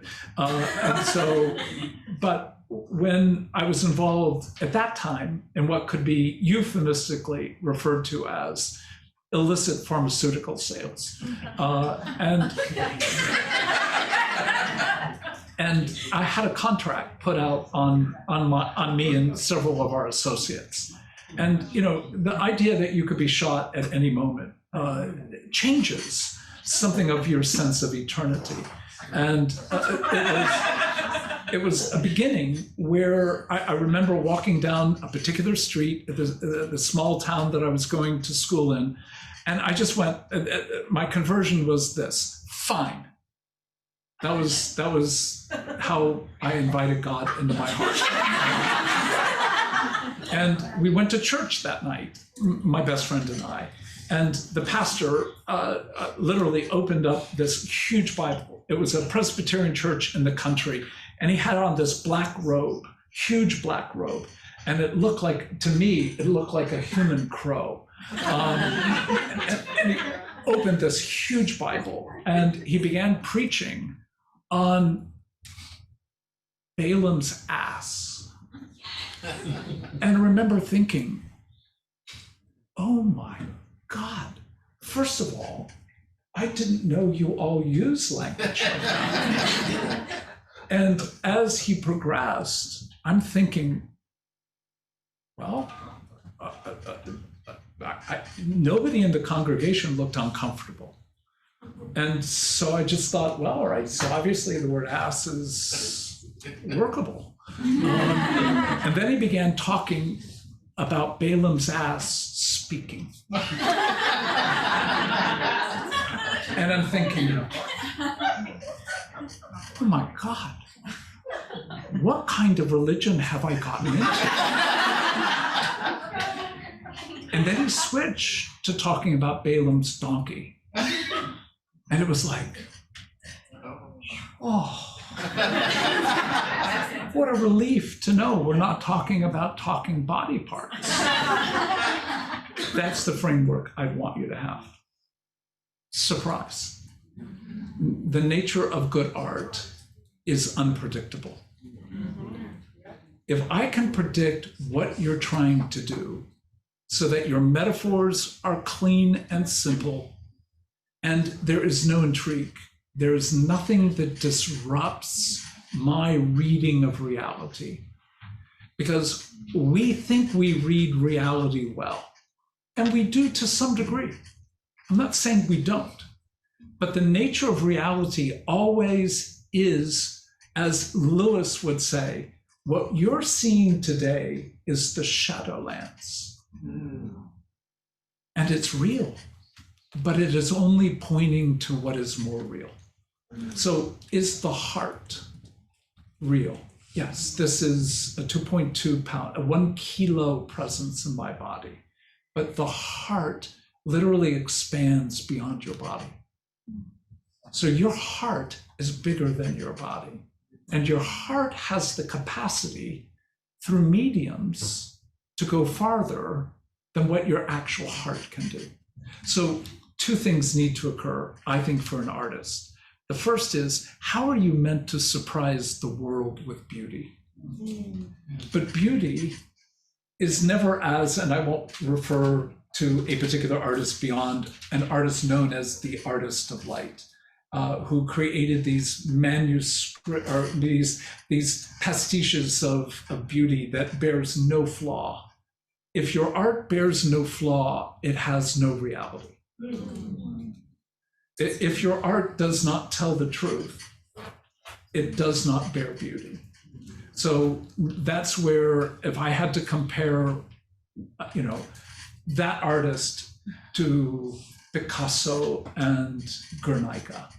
Guernica is staggeringly horrible and beautiful because it tells the truth about, eventually, the Nazi regime, but also all totalitarian systems. So we need artists that talk about spiritual abuse in some form that doesn't merely condemn but invites. So the complexity of an artist, and we all are artists. There are creatives, but everyone is an artist. And your life is your most important art. So the question of, if you don't see yourself as an artist, you need to repent. And that is a sincere word. You need to repent.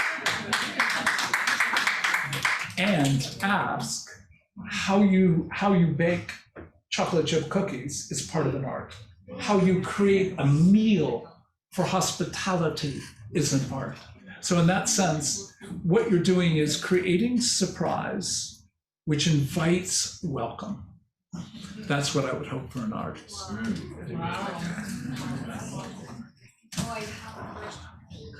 I'm sorry, the mic is what gets to. So sorry. Yeah. Hi, good afternoon. Hi, my name is Shirley. So I started the healing journey in 2009, and as I was going through it, I developed trauma from healing the trauma. Yes. Because it felt so painful to have to relive so many of the memories and to recall and to become aware. And while I was going through that, I kept asking myself and saying to God, there has to be an easier way. There has to be an easier way. And so I stumbled upon a few methodologies that they gave me an insight into how it could be easier. I think there's definitely truth into sharing it. I think there's a first time of telling the story that is about taking it from the secret to the bringing it out to the open. That's very healing. Feeling the acceptance of the community while that's happening and a sense of safety. My question is, what other techniques or approaches have you found that can help accelerate a process of healing, not as in rushing it, but just simply to make it easier for some people who would never be as bold as these people sitting here to confront their life and their pain, but who would never sit here because the pain is just too great. And I'm specifically reminded about a lady who was in the Thursday meeting a few weeks ago, who, as she was beginning to even enter the cave of that darkness, she just kept saying, I don't want to go there again. I don't want to go there again. I don't want to go there again. And so my search is for that sense of humane ways of helping someone work through that, perhaps music, hypnosis, unconscious mind work, I don't know, but I'm curious as to what you found. Again, it's such an important question that in dealing with trauma, how do we keep our hearts from being re-traumatized? Yes. Is that a fair way of? Yes, thank you. This may be a disturbing sentence, but let me offer it. I don't think there is any technique that can't be misused. Let me start with that. So it's never a technique. You can use music and actually allow music to help you escape having to deal with certain reality. So the issue of what you discovered was kindness, not a technique. So Romans chapter 2, verse 4 is a very important category. And what it says is this: it is the kindness of God that leads to repentance. That to me is the most playful hope we can have in addressing our own heartache. So you can use music, which I'm all for. Yoga, I'm all for. I'm all for what can be called EMDR. If you don't know the term, it's eye desensitization movement process. Every technique can be misused, including reading the Bible. But if we approach all the means by which God has given us for care to our bodies. So two passages that I've asked you to invest in. Psalm 131, verse 2 says this: I know how to comfort myself like a weaned child. So that would be my question. Do you know how to comfort your soul? And what's a weaned child? A child who has been taken from the breast. A child who's no longer with that, what Freud used to call oceanic bliss. So the framework here is, how do you care for your soul? So if I were to say to you, what have I discovered? Fly fishing. I love it. And I won't go too long into this, but if you, the people who fish, like I've watched, we were in St. Augustine before we came here, and I'm watching people fish into the ocean, and they throw something out there, and then it drops, and then they put it in a big little whatever, and then they wait for the fish. And I said to my wife, I would lose my mind in about 30 seconds because that would not bring me any sense of I know how to comfort myself. I would be waiting with anticipation and anxiety and irritation, and I would eventually throw the rod into the ocean. But if you've ever seen fly fishing, it's a movement, and women, generally speaking, always fly fish better than men, because this is an art that requires movement of elegance, not power and violence. So if you were to say to me, how have you learned the rhythms of God's kindness? What I would say is fly fishing, because the movement is bimodal. Like if you were to see Jews, particularly Orthodox Jews before the Western Wall, what do? They rock. You call it rocking. It's called davening. And it's a movement. When we were in Ethiopia for 3 and 4 hours of worship, the movement is like this. I can't replicate their movement, but the movement is bimodal. Bimodal meaning this: left hemisphere, right hemisphere, left hemisphere, right hemisphere. How you begin to integrate trauma in our brains is primarily through movement. Yoga, movement, bimodal, back and forth, etc. But a warm bath can do the same thing. So the question of how do you care for yourself? You are meant to know how to bring comfort to your body. And for that to be part of your spiritual discipline. So anyone who's attempting to deal with trauma quickly already is violating their body. You have to do this with slow kindness. Now, the same passage says this: it is the kindness of God that leads to repentance. Did you notice it didn't say the truth of God? It didn't say the word of God. It didn't say the righteousness of God. It said the kindness of God. So the question is, are you averse to kindness. And most people say, oh, no, I'm good with kindness. Well, this is what Paul says. Why do you treat the kindness of God with contempt? Kindness to ourselves and kindness from others creates a desire for more. And we are so threatened by that feeling that we would rather control rather than receive. So what I'm asking for you to be aware of is I'm all for every technique you've discovered, but don't think it's the technique. It's the kindness you have allotted to the process of tending to your body so that you can be more of who you're meant to be. So deal with contempt. And in dealing with contempt, what you'll discover is that when you choose to say, I will not participate in a church of contempt. I'll not participate in a marriage of contempt. I won't participate in a political party of contempt. So when you begin to stand against contempt in your friendships, when you hear contempt coming out of the mouth of a friend, don't bring contempt to their contempt. Bring curiosity. Bring openness, but bring kindness. How would you speak about yourself that way? I am so pained to hear you refer to yourself as an idiot. What's your story to have that kind of judgment against yourself?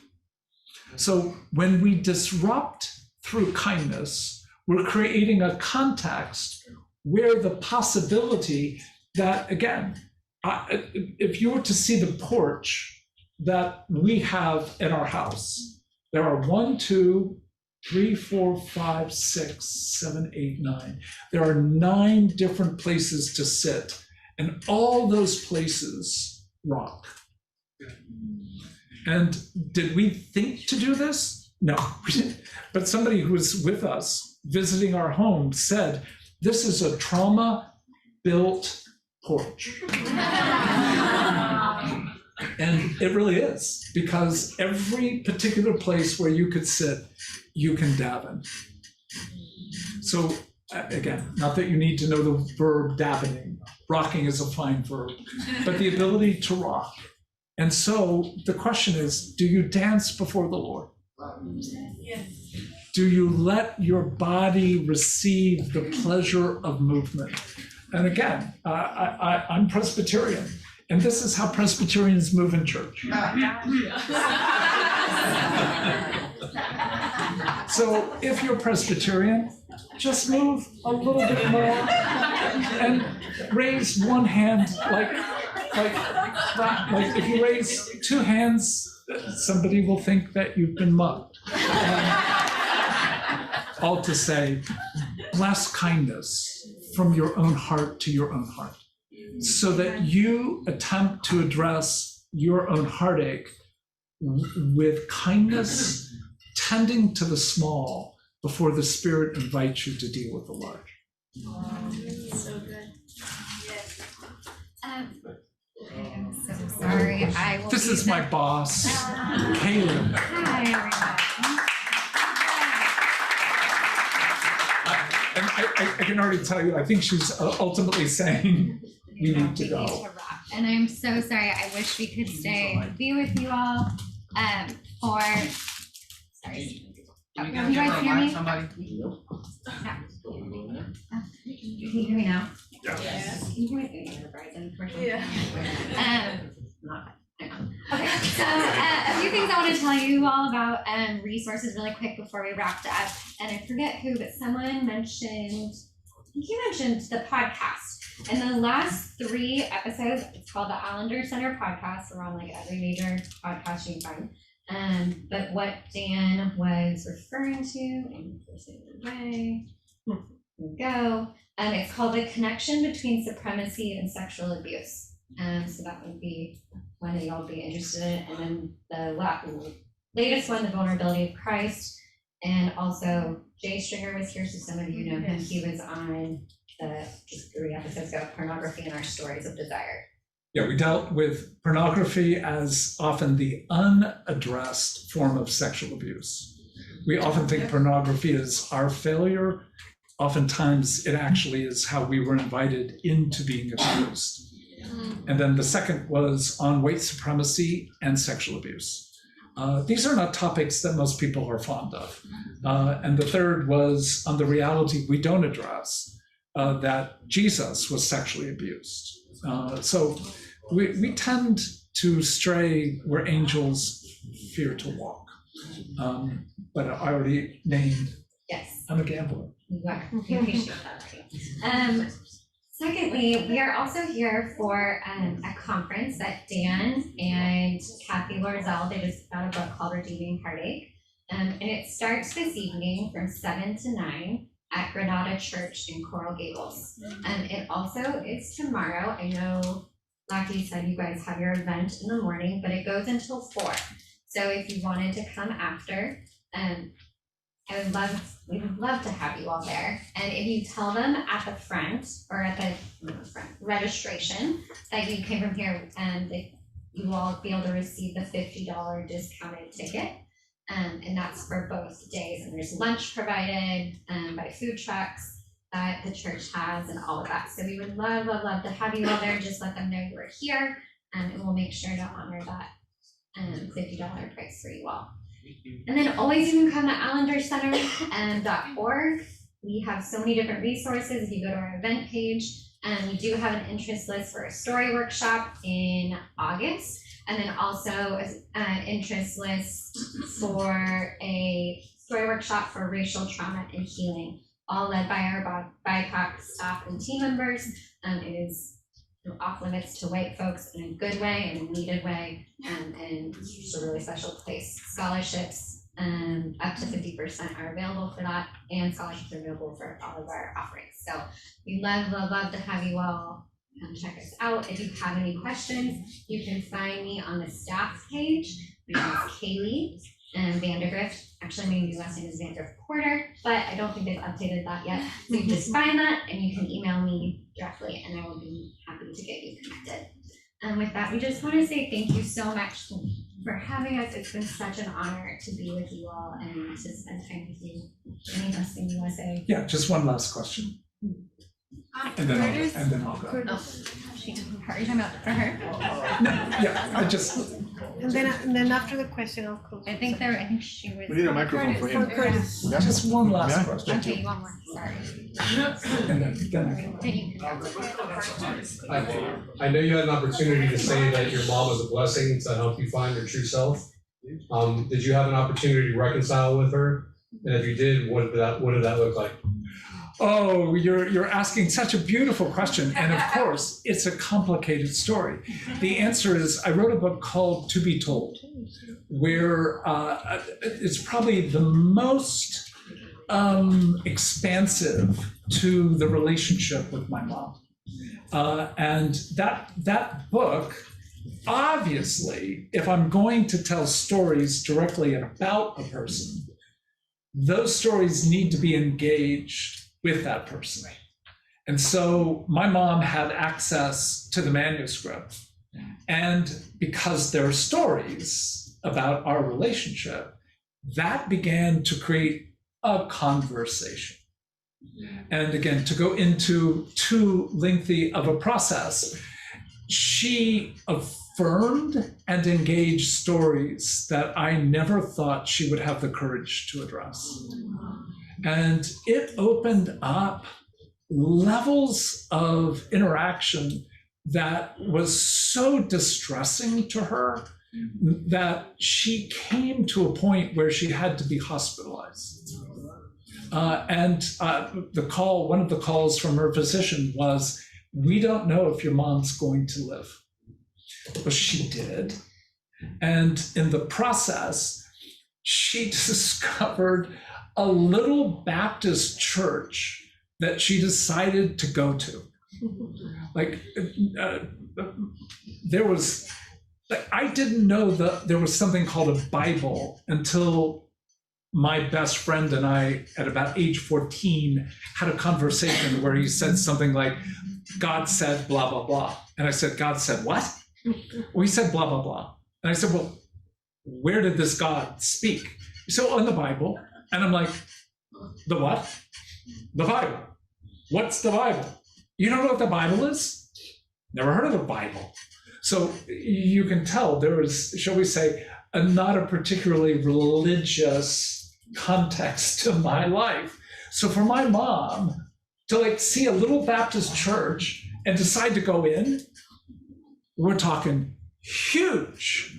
And she was, I think at that point, maybe in her mid to late 70s. Wow. And the women of this little Baptist church received this very elegant, awkward, cruel, kind, thoughtless, violent, gentle woman. And they led her to Jesus. So in the middle of this, the book and the process, my mom came to Christ. Now it gets more complicated. She also, 2 years after, met a man that she preferred to Jesus, and basically dumped Jesus, and basically lived out, the next 15 years of her life in a relationship where there was no apparent growth. Do I think my mom is standing in the presence of the Lord Jesus Christ? I absolutely do. And she became as he is. So all I can say is no story is elegant in a kind of, I trusted Jesus and everything's well. But in the trusting of Jesus, my mom and I had really about 2 years of like a really sweet experience, not of mother-son, because my mother never wanted to be a mother, hated being a mother, also thought she was the best mother ever on the face of the earth. But there was an actual adult friendship that grew to a point where we had the ability to pray and talk. But the last 15 years where she essentially, whatever language you want, fell away, she always, almost to her dying breath, hated the book To Be Told, because though she agreed to it, she was absolutely offended that it ever actually got published. And to know, it was like, Mom, I'm not sending you something that's not already in contract. So I think she was absolutely part of her own contradiction. All to say toward the end is, redemption is far wilder than any of us would have ever conceived. Again, thank you.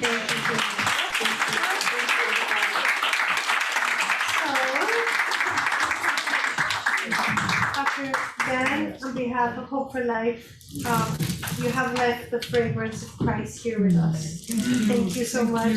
And Kaylee, thank you. I told you when you came in, I deal with most speakers and assistants and logistics, and I have never read kindness through the text or an email like I read for you. Like I could tell you practice what you profess.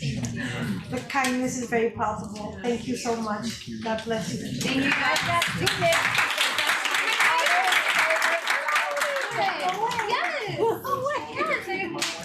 So guys, let's give it up for Dr. Dan Allender.